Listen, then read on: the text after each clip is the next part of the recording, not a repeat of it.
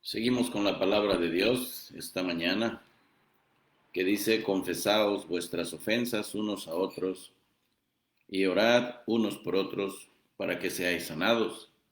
La oración eficaz del justo puede mucho. Elías era hombre sujeto a pasiones semejantes a las nuestras y oró fervientemente para que no lloviese, y no llovió sobre la tierra por 3 años y 6 meses. Y otra vez oró, y el cielo dio lluvia, y la tierra produjo su fruto. Yo no soy de ustedes, pero siento que no he agotado el tema todavía de la oración. Este es un tema bastante amplio. Y esta sección de Santiago, pues ha sido un tema de debate a lo largo de la historia, de la interpretación bíblica en la iglesia. Eh, Ya les he mostrado que aquí se basa la Iglesia Católica para hablar de la unción a los enfermos o la práctica del sacramento de la extrema unción. Ese se aplica con un aceite que prepara un obispo. No lo puede preparar un cura párroco, tiene que ser un miembro del clero católico de alto rango. Yo no sé si le adjudican más santidad, más espiritualidad por el rango que tenga, pero solamente lo puede preparar. Y luego, pues ese es el aceite con el cual ungen a los que están moribundos, ya como preparándoles para morir, para que sus pecados sean perdonados. Lo cual es una contradicción, ¿verdad? Porque de todos modos hacen sus misas y están ruega por él y ruega por él y ruega por él. O sea, no lo digo en son de burla por si me escucha algún católico, pero yo quiero abrir sus ojos en el amor de Cristo, decirle la verdad, abra sus ojos. Es una gran contradicción. Igual cuando dicen Dios te salve María, bueno, pues si ella es una corredentora de acuerdo a sus doctrinas, si ella es una corredentora con Cristo, ¿por qué le dicen que Dios te salve María? Pues habla de qué. Si ellos en su doctrina dicen que María es inmaculada y que nació sin pecado. Bueno, hay muchas contradicciones en la religión popular, sus creencias y prácticas. Pero bueno, también se ha llegado a las exageraciones en el uso del aceite para ungir también entre nosotros los cristianos. Bueno, cuando empezamos a analizar este tema, vimos que la enfermedad es la consecuencia de la entrada del pecado en el mundo y que a veces la enfermedad es resultado del pecado directo en la vida de la persona, como vemos en 1 Corintios 11. Y aquí también, bueno, Santiago creo yo que a donde nos lleva a pensar es en eso, cuando alguien comete pecado y como medio disciplinario Dios lo enferma, permite la enfermedad. Bueno, vimos que también no toda enfermedad es resultado del pecado. No podemos nosotros juzgar a todo aquel que se enferma y condenarlo a decidir que esa persona está así porque seguramente cometió un pecado. Más si es una persona que se enferma muy a menudo. A veces en la iglesia se llega a ese pensar, ¿no? Bueno, pues sí, ¿no? Y esta persona, ¿cómo es que a cada rato se enferma? Yo recuerdo de un caso de una persona que fue a pedir oración a, a una hermana y con lo que pues se sentía muy mal, se sentía enferma y con lo que se encontró fue con juicio. Y en lugar de que la persona orara por ella, lo que le dijo, ¿sabes qué? A mí se me hace que lo que tú tienes es un pecado en tu vida. Y así que confiésalo para que te sanes, si no Dios no te va a sanar. O sea, casi fue a que le diera el espadazo final ya para acabarle. Hermanos, no podemos ser así de crueles, no debemos ser así de crueles. Solamente Dios sabe si la persona está, y la persona misma, solamente Él sabe si la persona está bien o está mal. Entonces, cuidado con juzgar, cuidado con medir a las personas con esa vara, porque con la vara con que midamos a los demás podemos ser medidos, dice el Señor Jesús. Pero a veces la enfermedad es resultado de actividad del demonio. Dios a veces le suelta la cuerda al enemigo para que haga cosas así como lo hizo con Job. Bueno, recordemos también que Dios sana cuando Él quiere, cuando eso va de acuerdo a fin a sus propósitos. Él se ha de glorificar en eso o ha de lograr algo en la vida de sus hijos. Bueno, Dios sana, Dios interviene de manera prodigiosa y en cuestión de segundos Él puede cambiar las cosas, puede sanar a una persona, porque Dios sana milagrosamente. Otra cosa que no siempre es la voluntad de Dios sanar, como hizo con Pablo, y le dijo, no, Pablo, de que te baste mi gracia, porque mi poder se perfecciona en la debilidad. Entonces ya Pablo dejó de orar en ese sentido, a pedirle a Dios que le quitara el mal que había en su cuerpo, que retirara ese demonio que le había sido adjudicado para que lo bofeteara de día y de noche. Y bueno, pues Pablo tuvo que pues volcarse sobre la gracia de Dios y allí encontrar su mejor refugio. Dios no ha prometido sanar en todo caso, entonces hay que tener mucho cuidado con ello. Les advertí también de esta doctrina en el carismatismo que enseña que ya no es posible que un cristiano se enferme porque el Señor Jesús literalmente, o sea, literalizan este pasaje de Isaías 53:5, donde dice que por su llaga fuimos nosotros curados. Y dice, bueno, hay que tomar la palabra tal como es. Así como dice, no tenemos por qué enfermarnos. Bueno, la verdad es que hay casos en la Biblia de hombres íntegros, de hombres tan santos como Pablo, como Gallo, como Job en el Antiguo Testamento, el mejor hijo de Dios que había en la tierra seguramente en su tiempo. Dios permitió que le llegara la enfermedad. Entonces, cuidado con interpretar mal la palabra de Dios y andar prometiendo cosas que Dios no ha prometido. El no ser sanados no implica también carencia de fe, porque ya vimos que Pablo, Trófimo, Gallo eran hombres fuertes, grandes en la fe. Sin embargo, pues les llegó también la enfermedad. Luego pasamos a ver, en este resumen, vemos cuando la enfermedad viene por causa de pecado en la vida del creyente.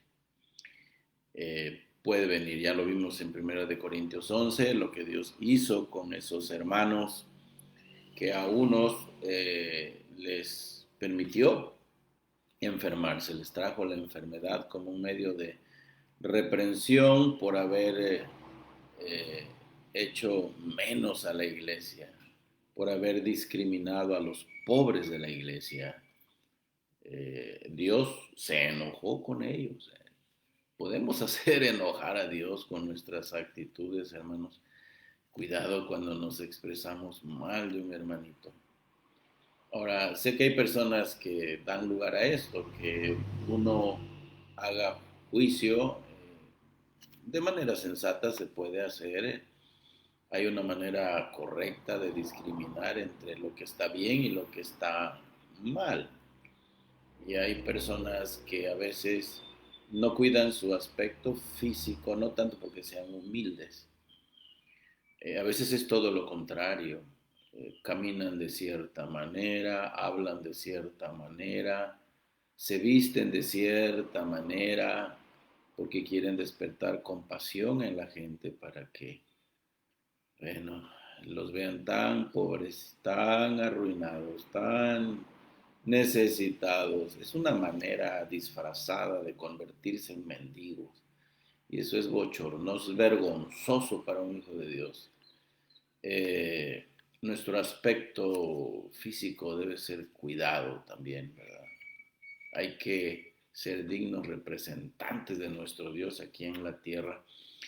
Y aunque seamos muy pobres, no tenemos por qué andarnos arrastrando ante este mundo como unos miserables mendigos, ni ante la iglesia siquiera, hermanos, porque tenemos a un Dios muy fiel, un Padre muy grande que conoce nuestras necesidades y un pueblo amoroso que puede ver también por nosotros. Pero las cosas deben hacerse bien, bien. Hay tanta carnalidad en convertirse en alguien que vigila su aspecto físico para proyectar cierta personalidad y causar sensaciones, como ser la persona aparentemente más arruinada del mundo y despertar también sensaciones que no son correctas para nuestros propios fines. Hay que ser sabios, hay que ser bíblicos y hay que ser inteligentes. Pero sí hay ocasiones, hermanos, en que la enfermedad viene por pecado en la vida del creyente. Y este es el caso que nos presenta Santiago, porque él dice, confesad vuestras ofensas los unos a los otros. ¿Qué es lo que está pidiendo Santiago? Está pidiendo que pidamos perdón. Es una cosa tremenda cuando alguien se nos acerca y nos dice, hermano, perdóname. Es muy diferente, ¿verdad? Cuando decimos, hermano, si acaso te ofendí, se da por hecho de que no lo ofendió. O sea, bueno, es una manera de decir, si tú así lo interpretas, es tu problema. Como dicen los chavos, no es tu bronca, es tu problema. Si tú así lo interpretas, bueno, pues perdóname. Esa no es la manera. Es muy diferente a cuando en una actitud de humildad uno llega y reconoce su falta. Hermano, sé que te he ofendido, hablé mal, me expresé mal, perdóname. Hermano, dije esto, aquello de ti, hermano, te dije cosas muy hirientes, perdóname. Eso ya es muy diferente. Y la persona que anda haciendo cosas, ocultándose por allí, que anda haciendo cosas que no debe, que está cometiendo algún pecado de manera encubierta, por ahí está haciendo algo, debe confesar. Si Dios trae esto a su vida, bueno, debe pedir perdón. Este es el caso aquí. Dios trae disciplina por medio de la enfermedad para volverlo a la comunión con Él. ¿Qué debe hacer tal persona? Bueno, este cristiano debe llamar a los ancianos de la iglesia, debe confesar su pecado y debe ser ungido con aceite. Bueno, algunos preferirían, no, pues nada más que oren por él, lo que Santiago está pidiendo. Hermanos, si fuésemos un poco más simples, más sencillos y tomáramos la palabra como es, créanme que veríamos grandes cosas. Muchas veces evitamos que Dios haga algo que nos pueda sorprender por ser cristianos tan refinados y tan sofisticados, andando buscando explicaciones, un pasaje que no, más allá de lo que el pasaje tiene. Si Santiago dice, está alguno enfermo entre vosotros, llame a los ancianos de la iglesia y oren por él, ungiéndole con aceite en el nombre del Señor, bueno, qué tan difícil es que hagamos eso. No, es que yo soy bautista. No, es que yo soy presbiteriano y yo no acostumbro a eso. Dejen eso para los carismáticos, dejen eso para los pentecosteses. Ellos sí, pero todo andan embarrando con aceite. Bueno, sí, a veces exageran un poquito, ¿no? Quieren embarrar la casa de aceite, embarran el refrigerador, embarran la lavadora, embarran... O sea, andan ungiendo hasta alrededor de la ciudad porque se sienten como el pueblo de Israel, ¿verdad? Rodeando Jericó. Y vamos a ungir las piedras y vamos a ungir la ciudad para que nos venga el poder de Dios, hermanos. Son exageraciones. Pero cuando aquí dice, ve, llama a los ancianos que te unjan con aceite. Nada más eso sí, no te va a hacer nada el aceite ni la oración, si no confiesas tu pecado. Solamente buscas la sanidad, pero no te humillas. Yo creo que no es nada agradable que te embarren de aceite.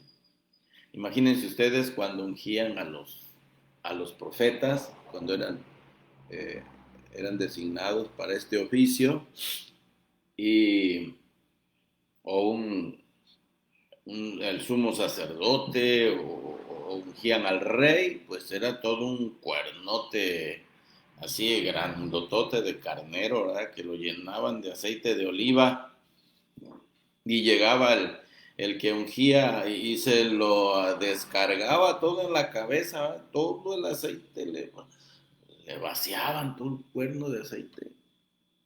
Imagínense usted. Y pues, como dice el salmista, ¿verdad? Que corría el aceite, ¿verdad? Hasta el borde de sus vestiduras, toda la barba de Aarón, dice así, que se cubrió de aceite todo así, le llenó. Yo creo que apenas si podía respirar por tanto aceite que le echaron. Bueno, a mí no me gustaría que me echaran tanto aceite, no sé que eso pidiera la palabra de Dios. Pero pues cuando ungen con aceite, además te van un poquito de aceite aquí en la frentecita y ya, no hacen como el sacerdote cuando van a ir al moribundo, ¿ah? Que le ponen, que Dios te perdone por cuanto has pecado, con tus ojos, que con tus oídos, que con tu boca, que con tus manos, que con tus pies y cuanta cosa que ha usado el moribundo para pecar en su vida, ¿no? Bueno, no es así lo que está pidiendo Santiago, le está pidiendo un acto de obediencia, un acto de humildad nada más. Pues únjanlo con aceite, que te unjan con aceite, llama a los pastores que oren por ti.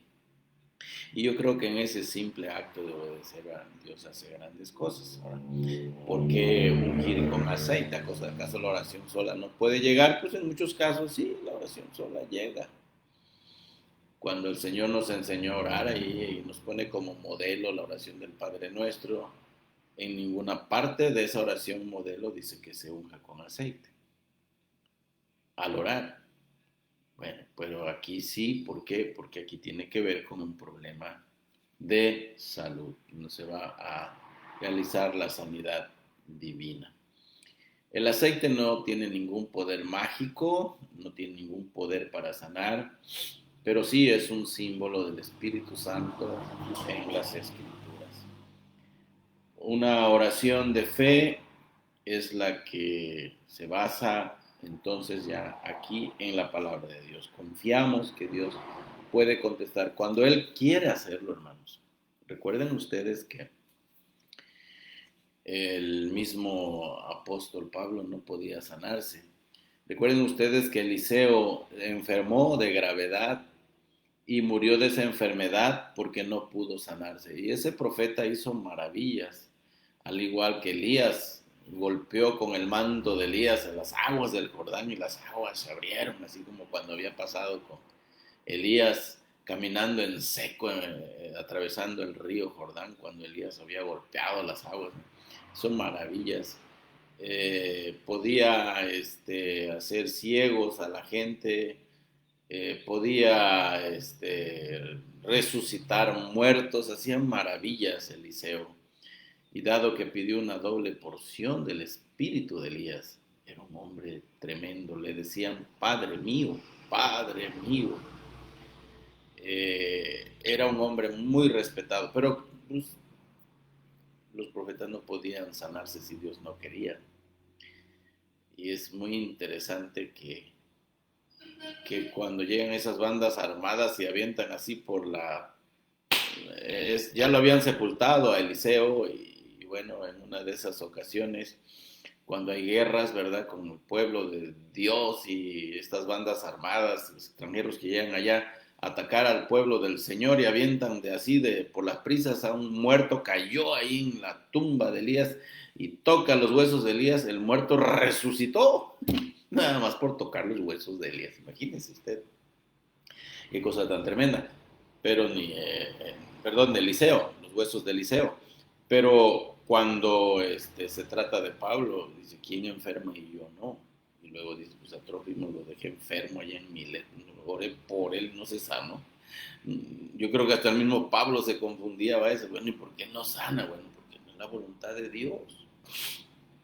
A ti te pueden poner el médico más sencillo y te puedes recuperar con una receta simple, pero también si Dios ha decidido llevarte a casa, aunque te pongan el mejor doctor del mundo, te vas a morir. porque Dios ya lo decidió.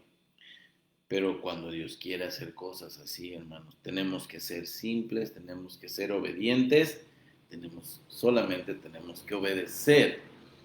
Entonces recordemos que simboliza el Espíritu Santo este aceite. Entonces una oración de fe es la que se basa en la palabra de Dios. No es la oración que decreta sanidad divina, sino la que se sujeta a la voluntad de Dios. Cuando el hermano nos confiesa su pecado, perdonamos y no guardamos rencor. Santiago vincula entonces esta oración a la confesión, a la sanidad. Esto indica la relación que hay entonces entre lo físico y lo espiritual. Cuando una persona está cargando tantas culpas, tanto rencor y trae tanta ansiedad, fácilmente se enferma. Ahora, no se sienta juzgado por mí porque no estoy diciendo que el caso de usted sea ese, necesariamente, ¿no? A veces las personas se enferman, simplemente tienen problemas en sus cuerpos y bueno, tienen que batallar con ellos toda la vida. Dios a unos nos hizo débiles y a otros nos hizo fuertes. Él sabe por qué, eso va de acuerdo a sus propósitos. Él tenía todo el derecho de hacernos así.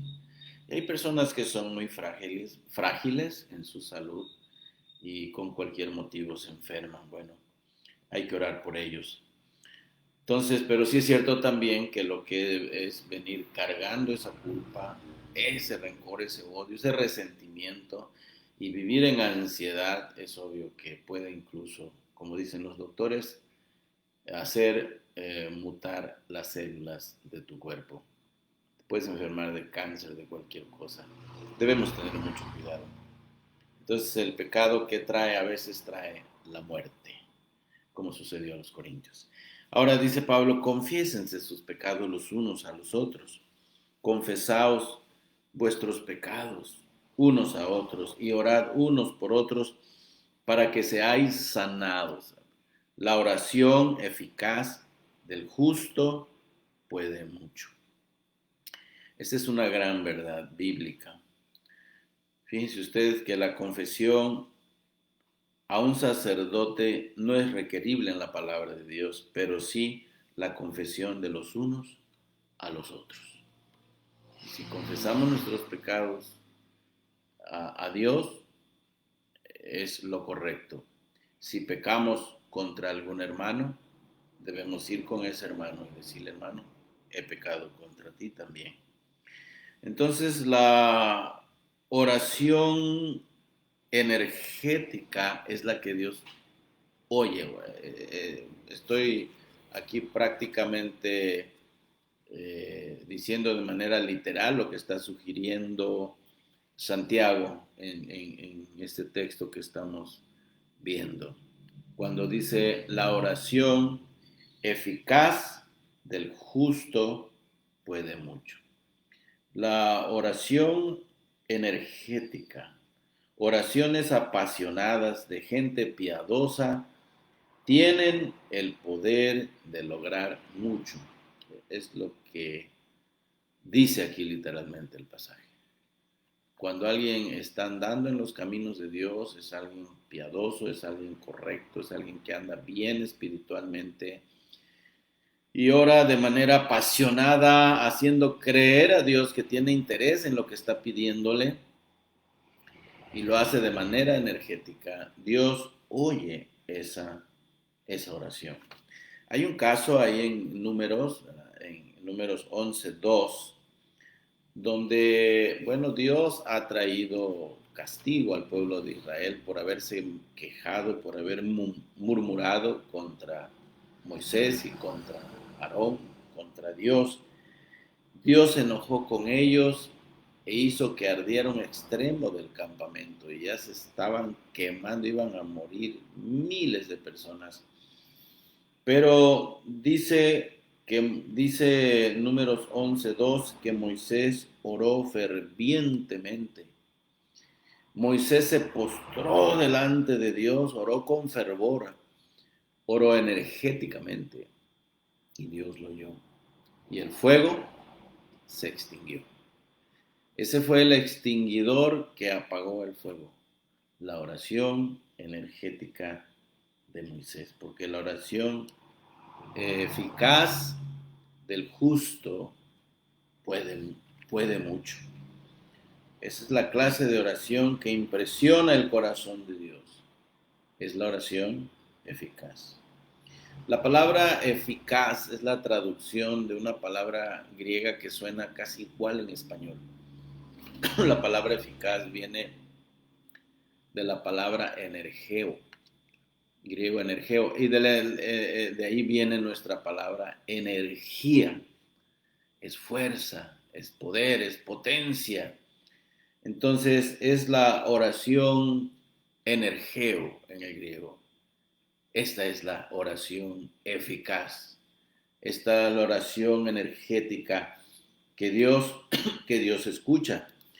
En otras palabras, cuando oramos, Dios quiere ser impresionado con nuestras oraciones. Y la pregunta aquí para nosotros es la siguiente. ¿Logramos impresionar a Dios cuando oramos? ¿En verdad tenemos ese sentir de lo que pronunciamos, las palabras que pronunciamos con nuestra boca? ¿En verdad lo sentimos? ¿En verdad lo deseamos? Porque si Dios oye nuestras palabras y nuestro corazón va en un rumbo totalmente diferente, Él no tiene por qué escucharnos. Si Él ve que no tenemos la intención en verdad de ayudar a ese enfermo, a esa persona, y nuestras oraciones son tan débiles, tan escasas, sin energía, no es una oración eficaz. Difícilmente Dios la va a escuchar si no creemos lo que decimos ni siquiera nosotros, porque tiene que creerlo Dios, ¿verdad? Uno de los mayores ejemplos del poder de la oración es el profeta Elías. Lo pone de ejemplo aquí Santiago, diciendo: Elías era hombre sujeto a pasiones semejantes a las nuestras. Y cuidado que si las tenía, ¿verdad? Porque después de dar muerte a los 400 profetas de Baal, a los 450 profetas de Acera, se fue a encerrar a una cueva todo deprimido allí. Oye la voz que le dice: Elías, ¿qué estás haciendo aquí? ¿Qué haces aquí? No, pues es que yo tuve un vivo celo por Jehová y ya Jezabel ha matado a todos los profetas y nada más quedo yo y procura mi muerte. Esa mujer me va a matar. Y ahí está, no quería salir, ya quería morirse. Estaba ahí todo deprimido. ¿Por qué? Porque era un hombre sujeto a pasiones como ustedes y como yo. Pero ¿qué tal? Oró a Dios y le dijo: detén la lluvia, y la detuvo por 3 años y 6 meses. Luego volvió a orar y cayó la lluvia torrencial, cubrió la tierra. Bueno, ¿qué tenía este hombre que era tan sujeto a pasiones como nosotros? Bueno, lo que tenía es que cuando oraba hacía creer a Dios, impresionaba el corazón de Dios, él creía lo que pedía. Entonces, en Hechos, les voy a mostrar una historia muy bonita que hay en el libro de Hechos, en el capítulo 12. Tenemos una historia maravillosa de cómo orar, cambiando de Elías. Vamos a cambiar a Pedro aquí. Algo que sucedió en la vida de Pedro en su ministerio. Herodes mandó encarcelar a Pedro. Este era Herodes primero. Agripa primero era el nieto de este hombre asesino terrible, ¿verdad? Herodes el Grande. Y bueno, dice la historia que este Herodes Agripa primero, mandó encarcelar a Pedro. Ya había dado muerte a Jacobo, hermano de Juan, uno de los hijos de Zebedeo. Y bueno, pues él quería congraciarse ahí con los judíos. Y como vio que esto le había caído muy bien a los judíos, dijo: no, pues ahora voy con Pedro. Pero Pedro no era parte de su menú para Dios. No, no, no, no, no. Este no podía morir todavía. Y esta es nuestra realidad. Mientras no acabe Dios su propósito para con nosotros en esta tierra, nadie nos puede tocar, mis queridos hermanos. Te pueden dar con toda esa seguridad. Miren cómo sucedió con Pedro. Le pusieron 4 grupos de soldados, de 4 soldados cada grupo para protegerlo. Tenían encadenado. Había, es decir, 4 rejas, 4 puntos que tenía que cruzar Pedro para poder salir ahí en caso de querer escapar.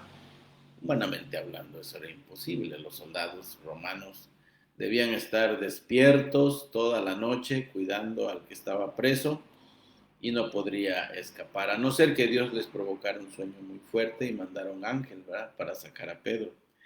Solo así. Pero el versículo 5 de Hechos 12 dice que la iglesia hacía oración de manera continua. La iglesia hacía oración sin cesar por Pedro. Ahí estaban los hermanos. Tenían una velada de oración los hermanos.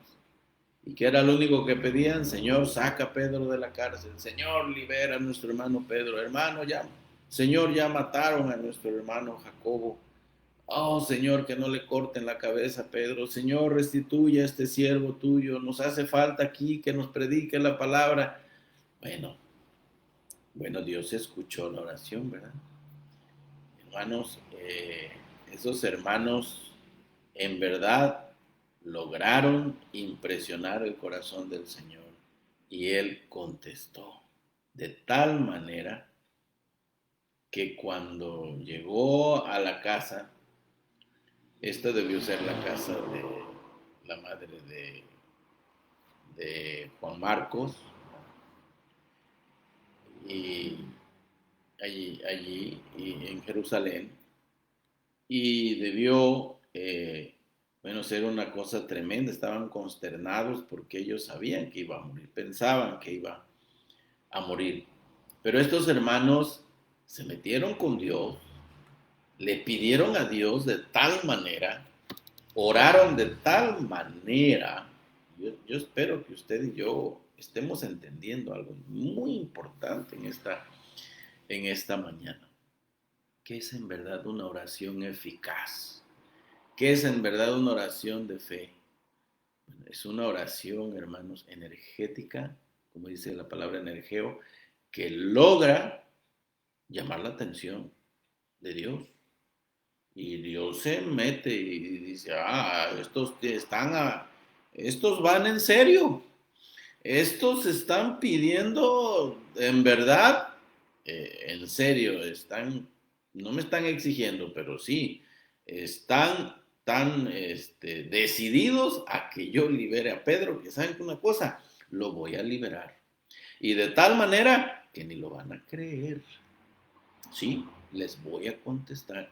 Y hermanos, Dios hace cosas que para nosotros, la verdad, suenan imposibles, se ven como imposibles, y son imposibles desde el punto de vista humano. Y eso es un milagro, algo que va más allá de lo que son los medios naturales, cosas que no tienen explicación humana, científica. Entonces Dios contestó de tal manera que cuando llegó a la casa, ya saben ustedes la historia, que llegó ese ángel que lo despertó, porque después estaba ronca y ronca, bien dormido. Una gran lección que nos da Pedro, ¿eh? Porque al otro día iba a morir, era un sentenciado a muerte. Pero gran lección nos da aquí que cuando estamos nosotros en el Señor, debemos aprender a descansar en el Señor, hermanos. Y es una gran lección que nos da Pedro. Pedro cometió muchos atropellos porque era un hombre que hablaba cuando no debía y se callaba cuando debía hablar. Y luego hacía cosas tan tremendas. Era un hombre así de reacciones violentas. Pero en esta ocasión, miren, lo vemos actuar bien. Él está bien dormido, profundamente dormido. ¿Y saben por qué? Porque él estaba confiando en el Señor. Créanme. que si ustedes y yo entregáramos todos nuestros problemas a Dios y aún fuéramos sentenciados a muerte, supiéramos que al otro día podíamos morir, si confiáramos en Dios, nos acostaríamos aún en una celda fría y nos quedaríamos profundamente dormidos, porque estaríamos como un Pedro confiando en el Señor y aceptando su voluntad. Para Él, si me van a quitar la vida, bueno, pues por lo menos voy a dormir bien, que me maten bien descansado, bien dormidito. Pero miren, el ángel llegó y abrió, se abrieron, mire, eso de las puertas automáticas no es cosa nueva, ¿verdad? El ángel nada más, ya, con su dedito de lejito, que debe haber hecho así a la puerta y las puertas se abrieron, las cadenas se le cayeron de las manos a Pedro, los grilletes de los pies y salió caminando, tanto que hasta pensaba que estaba dormido, pensaba que era un sueño y despertó ya cuando le pegó el aire frío de la ciudad allá afuera y dice, oh, caray, no estoy soñando, estoy despierto y sale, pero por piernas, ¿no? Ahora es cuando, dice Pedro, y sale corriendo allá donde estaba la iglesia reunida, orando por él. Ay, hermanos, pero cuando llega Pedro, ya, no le creen. Esta muchachita sale corriendo y les dice a los hermanos, hermanos, Pedro está allá afuera tocando la puerta. ¿Y qué le contestaron los hermanos? Chamaca loca, estás bien loca tú. ¿Cómo crees? ¿Cómo crees que Pedro va a estar allá afuera? ¿Cómo crees que va a escapar? Bueno, si yo hubiera sido Rhodes, no le hubiera dicho, ay, ¿no están acaso ustedes orando que lo libere? Dios ya lo libertó, ya lo sacó, está allá afuera tocando la puerta, váyale a abrir. Ah, que no puede ser. ¿Cómo creen? No, eso no. No, ya ni oren por el hermano, se va a morir. ¿Qué se va a morir? Se va a morir si Dios quiere. Pero si Dios no quiere, lo va a regresar a la vida. Hermanos, debemos aprender a impresionar el corazón de Dios con nuestras oraciones. Yo creo que esta fue la confianza de grandes paladines en el reino de Dios que han hecho grandes proezas, como un Martín Lutero, como un Juan Knox, como un Juan Calvino, como un Melanchthon, como un Carlos Spurgeon del siglo XIX, predicando a 23,000 almas al mismo tiempo. Qué tremendos hombres. Oh, hermanos, la oración hace maravillas. Yo estoy seguro que cuando Dios nos impresiona con su causa y pone una visión clara en nosotros, hermanos, debemos dedicarnos a orar por ello hasta que Dios conteste. Y en eso vienen muchas cosas, no solamente con la sanidad, sino con la salvación de las almas también. Cuando Dios te impresione a orar por alguien y Dios ponga carga en tu corazón por la persona que tal vez sería el peor candidato para que le hables de Cristo, ponte a orar por él, porque Dios lo va a salvar. Oh, hermanos, Dios hace maravillas. Cuando Dios nos llevó allá a la cuenca, y yo dije, ay, Dios va a hacer maravillas en este lugar. Ahora me gozo viendo una nueva iglesia, me gozo viendo esos niños ahí, la algarabía, ¿verdad? Los chiquillos aprendiendo la palabra de Dios, me gozo predicándole a los adultos, me gozo ver un hermano allí que se perfila para quedarse de pastor en esa iglesia, y hermanos que están allí pegados en el ministerio con el esto es el cumplimiento de esa visión que tú me diste, Señor. Iglesia Belén también. Al principio me decían, o tienes mucha fe, pastor, o estás bien loco, porque ¿para qué estás haciendo ese edificio tan grande? Bueno, nada más espérense unos añitos y van a ver. Y ahí está la respuesta, hermanos. Cuando Dios nos impresiona con algo, más vale que nos pongamos a orar y que le hagamos creer, que logremos impresionar su corazón, porque Dios va a contestar. ¿Por qué no creían que Pedro estuviera allá afuera tocando la puerta? Bueno, porque humanamente era imposible que se librara de los guardias de la cárcel. Pero Dios, hermanos, se especializa en resolver las cosas imposibles. Dios puede resolver las cosas imposibles. Claro, si es Dios quien te da esa visión, si es Dios en que pone esa carga. A veces son cosas que nosotros nos inventamos, nosotros queremos proponer cosas, inventar cosas y al rato pedir a Dios que las bendiga. No, no es así. Ay Dios, ahora te estoy orando, ahora quiero impresionar tu corazón para que me contestes. Porque ya vi esa camioneta nuevecita que me gustó tanto y la quiero. O ese coche último modelo y lo quiero. No, no, Dios no va a contestar necedades. Él te va a impresionar a orar por cosas que valen la pena. No por fierro y latas bien pintadas. Dice la versión del Rey Jaime que la oración ferviente y efectiva, eficaz, la oración ferviente y oficial que hace el justo puede mucho. Tiene que ser una oración ferviente. La oración, según Santiago, debe ser ferviente y hecha por un hombre justo. ¿Ya ve usted cómo dice? La oración eficaz del justo. ¿Quién es el justo? Y aquí no está hablando nada más de alguien que ha sido justificado por la fe en Cristo Jesús. Eso es muy aparte.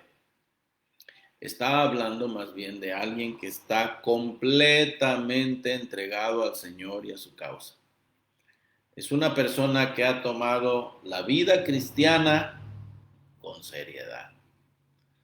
Es una persona que no juega al cristianito. Es una persona que toma las cosas en serio. Es una persona que se entrega de todo a todo al Señor. Que busca al Señor en oración cada día, cada mañana. Antes de que esté el sol afuera, como un David, ya está buscando la presencia del Señor. Es alguien que agarra la palabra cada mañana y la está leyendo y la está meditando y la está llevando a su corazón. Es alguien que vigila su andar cada día. Es alguien que practica la presencia de Dios. Es alguien que no se relaciona para nada con el pecado y con la injusticia. Una persona así como un Job que es íntegro, que es piadoso, que está entregado al Señor, a su palabra, a su servicio también. Oh, hermanos, personas así. A ese tipo de personas, Dios les tiene un respeto especial, créanme. Lo digo esto con reverencia, ¿verdad? Porque ¿quién es Dios para que esté respetándonos a nosotros? Bueno, lo que quiero decir es que Dios tiene en gran estima a personas así. ¿De dónde me baso para decirles esto? De Job. ¿Acaso Dios no se expresó bien con respecto a Job? Y le preguntó al mismo diablo, ¿ya has considerado a mi siervo Job, que no hay otro como él en la tierra? Mira lo que es justo, que es honesto, que es verdadero, que me busca, él ofrece holocausto en la mañana, en la tarde, y él lo hace por sus hijos, por si acaso sus hijos hubiesen pecado. Oh, era un hombre de oración, era un hombre íntegro en sus tratos, no le robaba a nadie, su riqueza la había forjado en el camino de la justicia y de la santidad. Qué tremendo. Y Dios le tenía una consideración especial a Job, que hasta presumió de él ante el mismo diablo. Claro, Satanás dijo sus tonterías, ¿verdad? Él te es fiel y te sirve porque le das y además le pones un muro doble y que yo no puedo penetrar y lastimarlo, pero bájalo, quítale el muro y a ver todo lo que le voy a hacer. Y él te va a blasfemar en tu propia cara, cosa que Job no hizo. Bueno, pero aquí tienen ustedes el cuadro de la clase de hombres en quienes Dios se interesa cuando oran. Y dice, a ver, hey, me está hablando mi hijo fulano de tal. Hombre, este sí vale la pena que lo escuche yo. Ahora cuando le ora a un hijo maleta, ¿verdad? que anda haciendo cosas que no debe y que va a la iglesia ya cada vez en cuando, ¿verdad? Y que no le interesa la obra de Dios y que no le importa si vive, si muere la obra de Dios. Ese tipo de hijito a veces, no, hombre, este solamente me busca cuando algo le hace falta. Este solamente me busca cuando se enferma. Este solamente me busca cuando necesita dinero.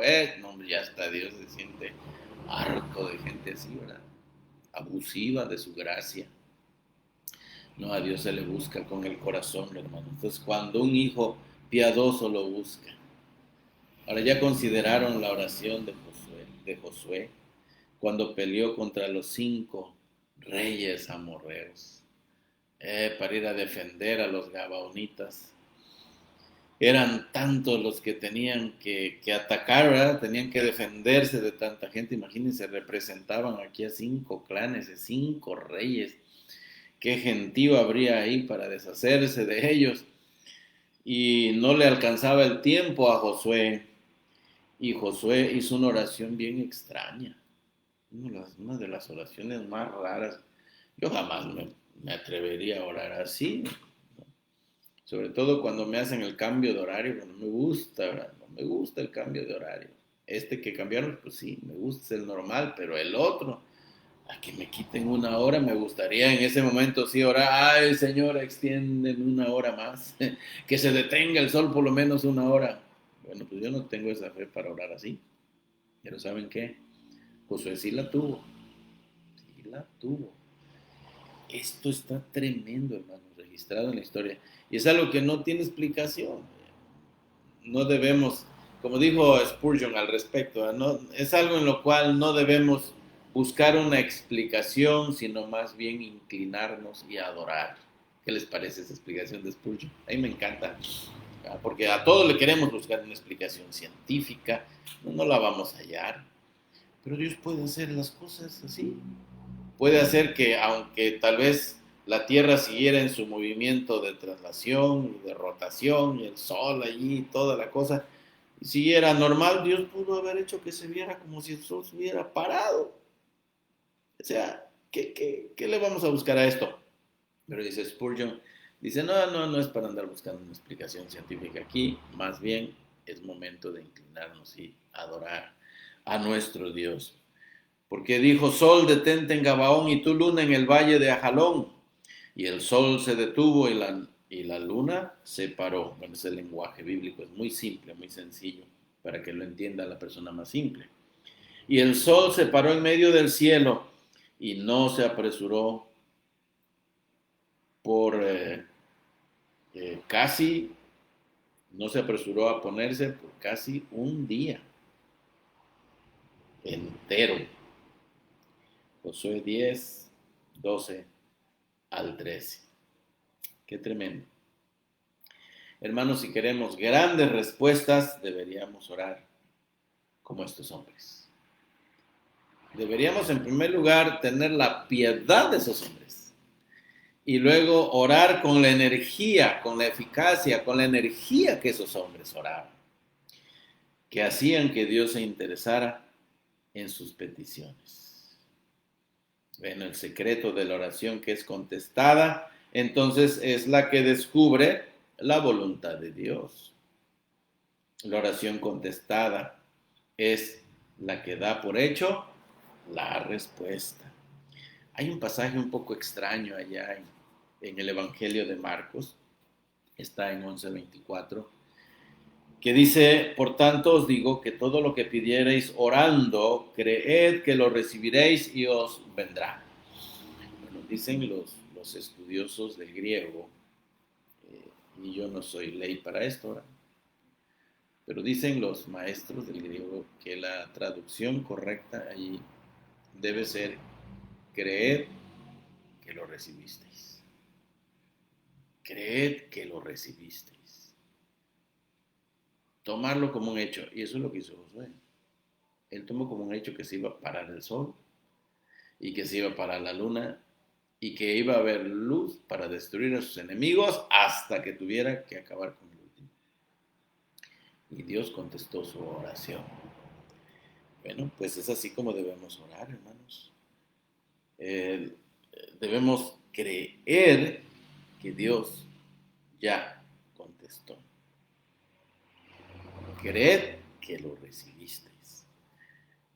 Y esto no tiene para nada que ver con andar decretando cosas y declararlo y luego recibirlo por la fe. Y ese rollo metafísico que anda por todos lados en las iglesias cristianas hoy día, ¿verdad? En el movimiento neocarismático, no tiene nada que ver con eso. Nada, para nada. No, que ya decidí que Dios me va a dar esto, me va a dar aquello. No tiene que ver con eso. Es cuando Dios mismo te impresiona con algo. Es la manera en que vas a orar. Esa es la manera en que vas a encaminarte en la oración y vas a orar. Que Dios les bendiga, mis queridos hermanos. Espero que ustedes hayan saboreado la palabra de Dios esta mañana y bueno, este tema les haya llegado al corazón, hayan aprendido algo nuevo, tal vez algunos. Para la mayoría seguramente pues es algo que ya, que ya conocían, pero por si acaso, ¿verdad? Ojalá que Dios me haya usado para reafirmar esto. Y tengamos cuidado aquí en adelante cómo oramos. Si queremos impresionar el corazón de nuestro Dios, más vale que tomemos en cuenta lo que dice su palabra.